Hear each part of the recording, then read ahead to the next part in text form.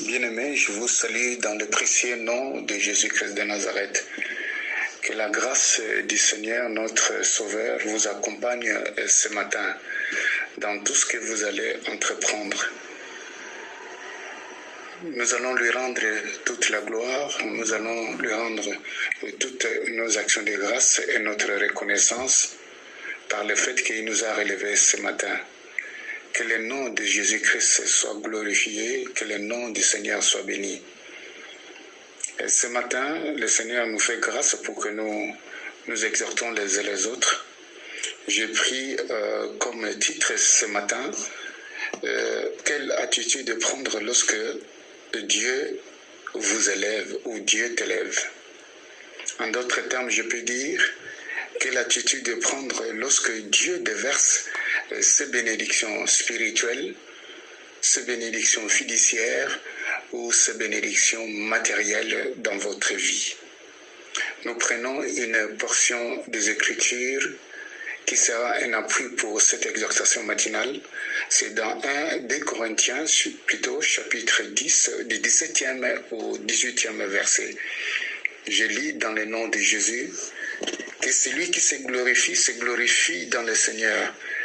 Car ce n'est pas celui qui se recommande lui-même qui est approuvé, c'est celui que le Seigneur recommande. Frères et sœurs dans le Seigneur, il est bon de se glorifier dans le Seigneur. Pourquoi? Parce que cela nous garde de l'orgueil. Vous savez, si l'orgueil conduit toujours à la chute, se glorifier en Dieu notre Père nous assure toujours le succès. Lorsque Dieu commence à t'élever, lorsque Dieu commence à déverser ses bénédictions dans ta vie, lorsque Dieu commence à te faire connaître au travers tout ce que tu es en train de faire, que ce soit d'une façon spirituelle ou dans les choses matérielles, que ce soit dans les affaires, il arrive souvent pour toi ou pour moi, de s'exalter en nous-mêmes. Frères et sœurs, l'erreur que nous commettons tous, c'est de croire que notre succès, au moins une fois dans notre vie, c'est de croire que notre succès dans les ministères, notre réussite sociale, viennent de nos capacités, oubliant que c'est Dieu le seul créateur des cieux et la terre, de la mer et tout ce qui s'y trouve, qui agit plutôt en vous, en moi, et nous ne sommes que des vases pour son œuvre. Frère et ma sœur, si l'orgueil nous gagne, nous trébucherons toujours, nous tomberons toujours, et cela d'une façon certaine. Nous allons prendre quelques exemples qui vont nous permettre de comprendre la question que nous avons posée, quelle attitude prendre lorsque Dieu t'élève.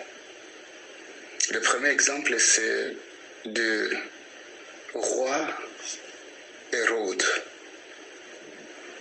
Le roi Hérode,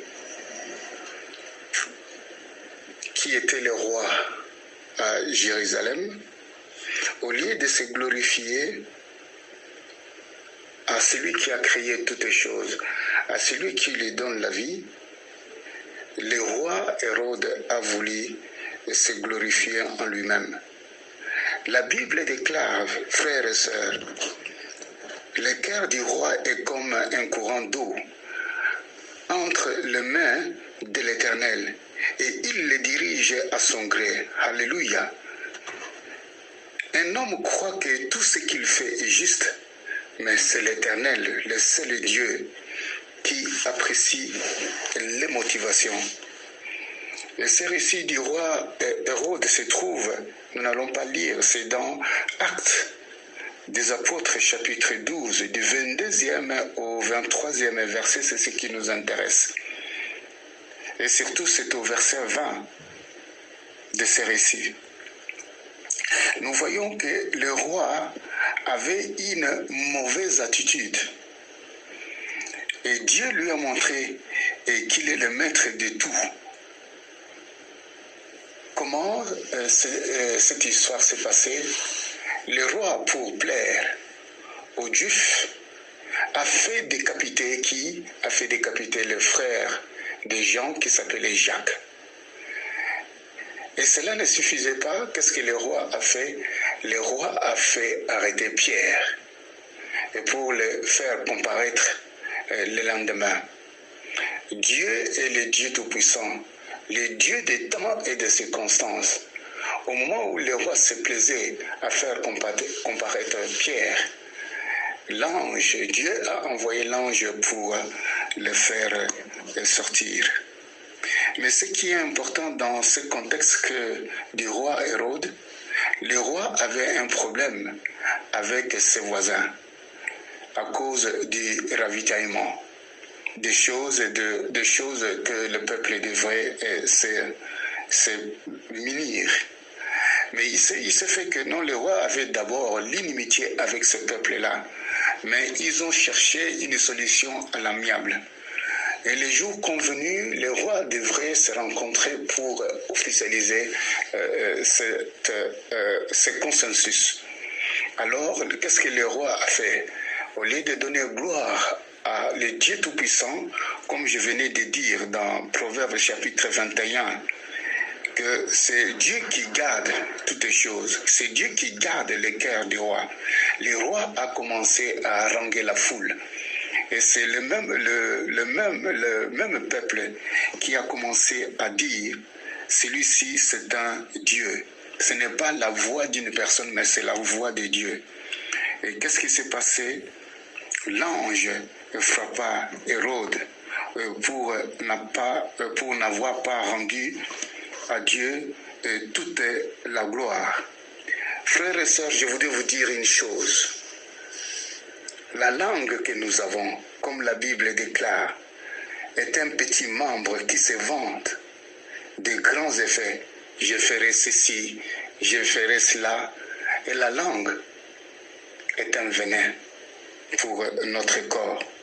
Et nous voyons que ce roi, au lieu de donner gloire à Dieu, le roi a voulu se glorifier.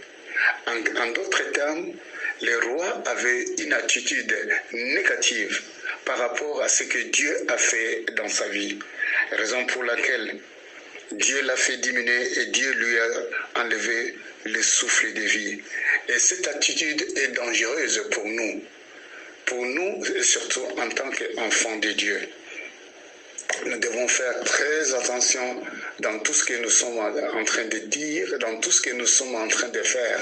Quand bien même l'Éternel élève, quand bien même l'Éternel déverse sa bénédiction sur vous et sur votre famille, dans les affaires, dans tout ce que vous êtes en train d'entreprendre, nous devons faire attention. Glorifions le nom de Jésus, élevons son Saint-Nom, parce que c'est lui seul et lui seul qui est capable de toutes choses. Il a commencé avec toi, il doit terminer avec toi. Ne te vante pas et sois de temps en temps humble. Le deuxième récit que nous allons prendre, et peut-être c'est là où nous allons terminer, nous allons continuer la semaine prochaine. Nous allons prendre l'exemple de Pierre. Pierre, ce récit se trouve dans Actes des Apôtres que nous n'allons pas lire, dans Actes des Apôtres chapitre 10 du 24e verset au 26e verset. Nous voyons, c'est la rencontre de Pierre avec Corneille. Corneille qui était le chef de l'armée, Corneille a eu une vision. Et cette vision, il voulait voir les merveilles de Dieu dans sa vie. Et l'ange l'a rencontré et l'ange lui a donné les directives pour que lui et sa maison soient sauvés. Il a envoyé des gens pour aller chercher Pierre. Et Pierre aussi, dans sa vision, nous n'allons pas aller dans les détails. Et Pierre aussi, dans sa vision, a vu des espèces que Pierre ne pouvait pas manger. Et c'est à ce moment-là que Pierre était en extase. Mais ces gens sont venus prendre Pierre et Pierre est parti pour rencontrer qui? Pour rencontrer Corneille. Et voici le passage qui nous intéresse surtout lorsque Pierre est arrivé dans la maison de Corneille. Nous voyons Corneille est sorti et Corneille s'est prosternant à ses pieds. Écoutez, frères et sœurs, la parole de Pierre. Et Pierre a dit, lève-toi. Et il l'aida à se relever. Et Pierre continue pour dire, moi aussi, alléluia, moi aussi, je ne suis qu'un homme. En d'autres termes, Pierre voulait dire, nous devons rendre gloire à Dieu. Et ce que Dieu fait dans ma vie, ce n'est pas moi, mais parce que Christ est à moi, et nous devons lui rendre toute la gloire. Et il nous arrive souvent lorsque Dieu nous donne un ministère puissant, lorsque Dieu nous donne et déverse ses bénédictions dans notre vie, et souvent il nous arrive de nous glorifier en nous-mêmes. Mais nous voyons l'attitude de Pierre. Pierre n'a pas regardé ses anciens miracles. Pierre n'a pas regardé le succès de ses miracles précédents. Nous voyons par exemple dans Actes des Apôtres chapitre 5 au 15e verset où la Bible déclare qu'il y a eu beaucoup de signes et de prodiges qui s'accomplissaient dans le peuple et par la main de qui? Et par la main de Pierre et des apôtres. Et des fois, le peuple faisait l'éloge de Pierre et on plaçait même les malades sur dans la rue, et lorsque l'ombre de Pierre est passerait pour que ces malades puissent être guéris. L'attitude de Pierre est très importante. Pourquoi? Parce que Pierre n'a pas voulu donner gloire en lui-même. Quand bien même Dieu l'utilisait puissamment, mais Pierre a voulu donner gloire à Dieu. Voilà pourquoi il a relevé Corneille, pour que Corneille puisse savoir que non, c'est le Dieu qui peut tout, c'est le Dieu qui peut sauver, et c'est le Dieu qui est capable de faire toutes les choses. Bien-aimés dans le Seigneur, le troisième exemple, nous allons voir, si Dieu le veut, la semaine prochaine, et nous allons prier. Père Céleste, aujourd'hui nous comptons nos bénédictions de tout ce que tu fais dans nos vies. Non pas à nous, mais en ton nom, nous voulons rendre gloire. Père Céleste, nous ne voulons pas nous glorifier en nous-mêmes dans tout ce que tu es en train de faire et tout ce que tu feras, que toi seul sois glorifié, que toi seul sois élevé, parce que nous ne sommes que des vases vides, des vases que tu peux remplir, afin que la gloire te revienne à toi et à toi seul. Père Céleste, merci pour ce temps que tu nous donnes. Nous te remercions pour toutes les bénédictions que tu nous donnes. Et chaque bienfait et chaque bonne chose dont nous jouissons viennent de toi. Et nous te louons pour cela. Père, merci pour cette exhortation matinale. Bénis tout un chacun, que nous puissions marcher dans l'humilité, que nous puissions être humbles dans tout ce que tu es en train de faire dans nos vies. Humble dans le ministère, humble dans les bénédictions spirituelles, humble dans les bénédictions matérielles, humble dans les bénédictions fiduciaires. Je te loue et je te glorifie dans le nom de Jésus-Christ de Nazareth, le roi de gloire. Amen. Soyez bénis dans le nom de Jésus.